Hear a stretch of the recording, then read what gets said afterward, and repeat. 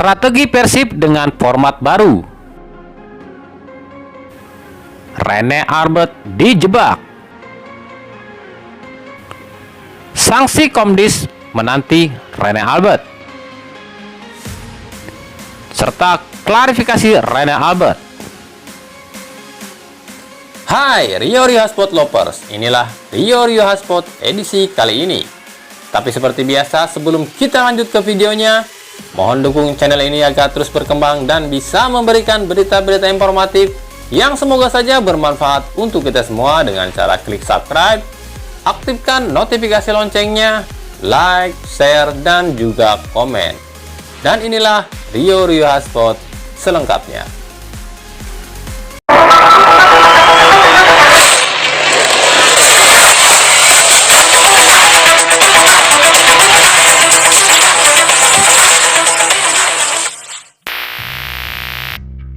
Kompetisi jika dimulai Februari, tentu format pasti akan menggunakan sistem turnamen. Lalu apa strategi Persib sebagai pemuncak klasemen yang tersingkir? Menurut pelatih Robert Rene Albert, jika liga nanti formatnya kompetisi, maka Persib akan tunggu sistemnya dulu. Digelar di mana dan seperti apa formatnya. Saat ini ia belum bisa menyusun strategi karena belum ada keputusan resmi dari PSSI. Ya, kami tunggu surat resminya dulu. Saya tahu format akan berubah. Ya, memang itu sangat merugikan. Kami belum bisa susun strategi jika keputusan belum ada. Bagaimana formatnya, digelar di mana, itu yang harus jelas, ujar Robert Rene Albert. Namun kabar yang beredar pada 2021 nanti format 2 grup yang akan dipakai, yakni grup 1 di Jawa Barat dan grup 2 di Yogyakarta. Sementara itu, di sisi lain, pelatih Robert Rene Albert pun terancam kena sanksi dari Komisi Disiplin PSSI.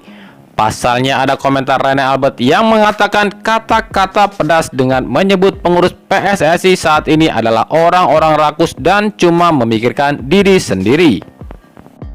Rene Albert mengatakan itu lantaran kesal dengan keputusan PSSI yang menunda liga hingga 2021 mendatang, padahal timnya sudah bersiap sejak beberapa bulan yang lalu. Namun kami dari tim Rio Hotspot merasa janggal dengan berita ini. Pasalnya berita ini adalah seperti berita yang dibuat-buat orang-orang tertentu yang ingin memojokkan Rene Albert. Ketua Komite Disiplin PSSI Erwin TPL Lobing mengatakan Komdis PSSI akan mempelajari komentar Rene Albert tersebut. Menurutnya tidak layak seorang pelatih berbicara seperti itu. Komentar Rene Albert akan kami bawa ke Komdis PSSI untuk dipelajari. Dia harusnya sebagai sosok pelatih sebuah tim besar tidak seharusnya seperti itu. Ada etika yang harus diperhatikan, ujar Erwin. Apa yang dimaksud Rene Albert dengan rakus dan mementingkan diri sendiri? Masa kepengurusan PSSI yang kapan? Sekarang atau dulu?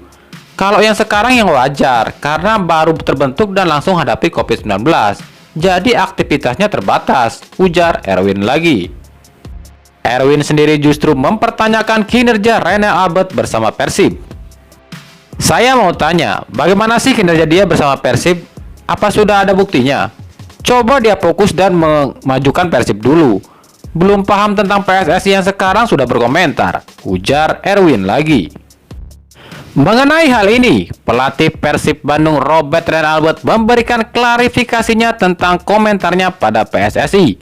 Rene Albert mengatakan ia tak pernah mengatakan kata-kata yang ditujukan untuk menyerang PSSI. Ia mengatakan ada yang sengaja mengedit ucapannya dan salah diterjemahkan. Jika versi aslinya ditunjukkan seperti yang saya sampaikan seusai latihan, saya berbicara dalam bahasa Inggris karena saya tahu betul apa yang saya sampaikan. Jadi saya tahu apa yang saya ucapkan, kecuali jika ada yang menerimanya itu tidak paham atau salah mentranslate-nya, atau memang ada yang sengaja mentranslate-nya secara salah agar saya dipojokkan, ujar Robert Rene Albert. Jadi, di suatu bagian wawancara itu, saya berbicara positif soal apa yang bisa kami capai dan Indonesia dengan kepemimpinan yang baru, yang mana itu sudah berjalan bagus. Dan saya hanya bicara tentang hal bagus. Saya tidak pernah bicara tentang orang PSSI, ucap Robert Rene Albert. Apapun yang saya katakan dalam wawancara itu tidak membicarakan secara pribadi kepada siapapun. Bahkan tidak ada kritik untuk PSSI. Hanya bicara kemungkinan masa depan sepak bola Indonesia, ujar Robert Rene Albert. Lebih lanjut, Rene Albert mengatakan, sekali lagi saya merasa kecewa dan terkejut dalam waktu yang bersamaan. Karena dalam berita baik, orang-orang masih memanipulasi ucapan saya dan diterjemahkan salah dalam bahasa Indonesia dan berpikiran negatif. Dan karena itu, orang berpikir salah tentang saya. Saya rasa itu tidak menghargai saya. Saya kecewa. Saya selalu baik pada kalian pencari berita. Saya terima jika ada yang mau wawancara terhadap saya. Tapi saya tidak menyangka kalian justru memfitnah saya dengan salah atau sengaja menyalahkan translate yang saya ucapkan, ujar Robert Rene Albert. Saya ditelepon direktur. Saya tidak tahu hitam putihnya mengenai hal ini. Jadi saya bingung dan tidak tahu harus berkomentar apa. Karena apa yang dituduhkan kepada saya sama sekali tidak tahu yang mana. Karena saya tidak pernah merasa mengatakan seperti yang mereka katakan. Setiap hari saya memberikan waktu kepada media untuk wawancara. Karena saya tahu kalian itu para media harus bekerja demi keluarga kalian. Tapi kenapa kalian malah menghancurkan saya? Saya kecewa, ujar Robert Rene Albert. Jika memang ucapan Rene Albert ini benar, berarti memang ada awak media atau wartawan nakal yang sengaja mengadu domba antara Rene Albert, Persib, dan PSSI. Dan jelas, wartawan atau jurnalis yang seperti ini adalah jurnalis abal-abal, berakhlak tempe, dan tak bermoral. Namun menurut kami, para pengamat sepak bola, berita seperti ini tuh ada benarnya juga. Siapapun yang berkomentar, menurut kami itu benar. Pasalnya sejauh ini, Persiblah yang memang paling dirugikan dengan situasi ini. Persib tengah meningkat prestasinya di awal liga, lalu tiba-tiba dipadamkan secara mendadak. Dan PSSI seolah-olah menutup mata dan tak berbuat apa-apa. Sejak pandemi bergulir Maret lalu hingga Liga Eropa dan dunia kembali bergulir, apakah PSSI ada kinerjanya untuk berupaya melanjutkan liga? Siapapun akan berpendapat jika ini adalah settingan. Liga dihentikan Maret. Iming-iming Agustus akan dilanjutkan. Oh, tidak jadi, tunda lagi saja sampai September. Toh nanti kan Desember ada pilkada, jadi akhirnya liga bubar lah. Kan gak jadi tuh Persib jadi juara. Itu kan skenario aslinya. Jika tidak mau dikritik, perbaiki kinerja dulu, bos. Kompetisi yang dihentikan membuat sejumlah pemain kebingungan mencari pemasukan. Wacana untuk main antar kampung atau tarkam menjadi opsi untuk menambah penghasilan. Banyak para pemain mengikuti tarkam tersebut. Namun tidak hanya dengan pemain Persib. Memang saat ini para pemain Persib diliburkan dan diberi izin pulang kampung. Tapi pihak Persib melarang para pemainnya untuk bermain tarkam. Jika ada yang melanggar, maka siap-siaplah terkena hukuman dan sanksi dari Persib. Hal ini disampaikan Direktur PT PBB Teddy Cahyono. Kami memang meliburkan skuad dan pemain boleh pulang kampung. Tapi kami melarang siapapun ikut tarkam. Seperti Zulham kemarin, yang ketahuan main tarkam, kami tegur dia, ujar Teddy Cahyono.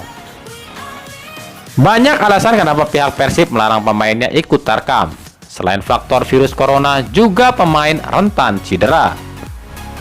Makanya, ini kita lagi tunggu surat resmi PSSI. Kapan liga dimulai?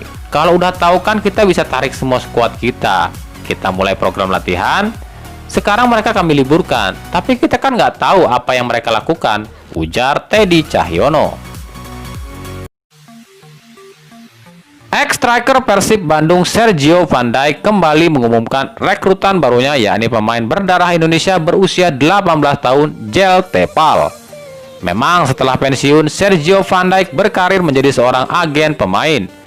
Banyak talenta muda yang pernah ia bidik dan dapatkan. Mengenai Jel Tepal, striker 18 tahun ini sempat Sergio tawarkan ke Persib. Namun entah apa sebabnya Persib tak menerimanya. Kini Jel Tepal berhasil menembus skuad tim muda Liga Belanda Willem II.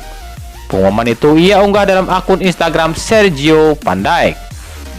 Dalam captionnya, Van Dijk menuliskan, pemain baru, keturunan Indonesia, baru direkrut oleh saya buat Willem II 18, Jel Tepal. tulis Sergio Van Dijk. Nah, itulah tadi Rio Sport edisi kali ini. Ikuti terus berita seputar sepak bola, khususnya Liga Indonesia dan pernak-perniknya hanya di Rio Sport. Terima kasih yang telah menyaksikan video ini dan mengunjungi channel ini. Kritik dan saran tetap kami nantikan di kolom komentar atau di media sosial kami di bawah ini. Sampai jumpa di video selanjutnya dan salam Rio Sport.